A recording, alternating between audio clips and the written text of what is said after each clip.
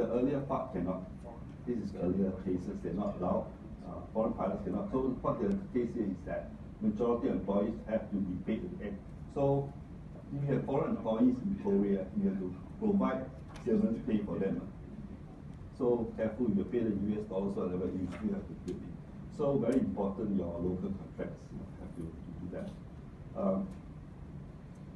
Not so sure if they are foreign employees paid outside of Korea.